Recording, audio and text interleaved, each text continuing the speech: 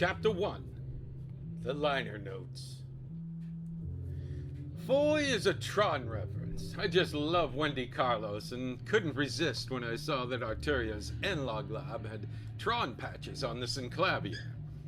The rhythms in Carol are from a pile driver that was punching bridge pilings into the river downtown.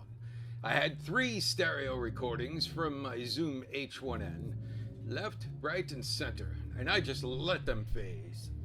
Kaiju Battle is, of course, a CZ-1000, and an Alesis Micron doing the FM thing. Phase versus frequency, a flame battle as old as time. Empty Stars is just MIDI through an orchestral VST, but even now, as I listen, I think, did I layer or edit this? But no, that's just how it came out. It was dropping note-offs left and right and would just hit sustained notes like mad while the other instruments trailed off. Very dramatic, a cinematic feel. Dead Space sounded so deliberate and mournful, it just cried out for a crunchy, slowed drum loop. Least Resistance, with its bobbly horns and plodding trudge of jangly drums, has the feel of a death march. And then I couldn't decide, so I said, okay, both. Then Pavan had the feel of bygone friends, and so it is. Chapter 2. I got my Yamaha SHS-10 out of storage, and to my dismay, some oxidization of the contacts had taken place.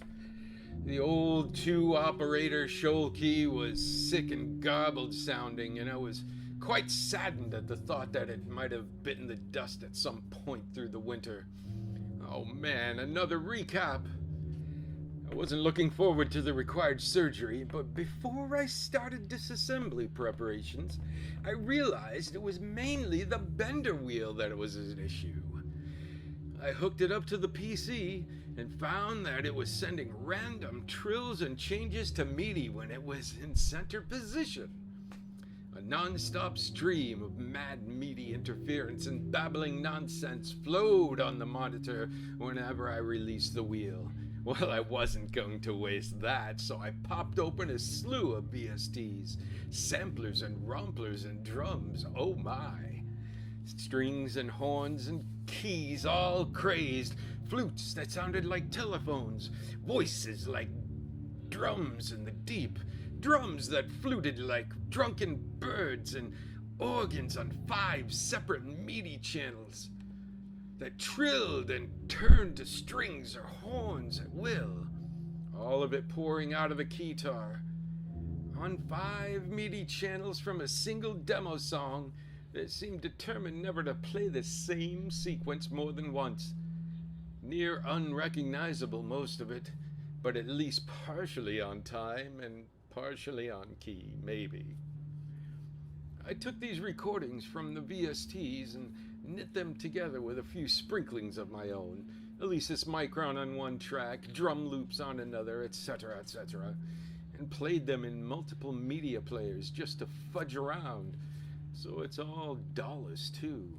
Any reverb is incidental to the default settings of whatever VST, no filters or added stereo tomfoolery, just garbled MIDI into random VSTs, and then played in Media Player Classic and recorded with Jet Audio Media Player.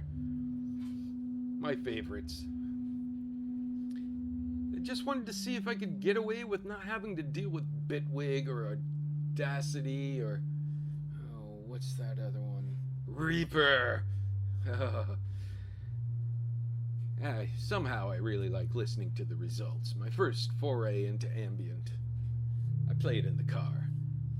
Some of the tracks are suitable for sleepy time, and some are definitely not. I guess that depends on your disposition.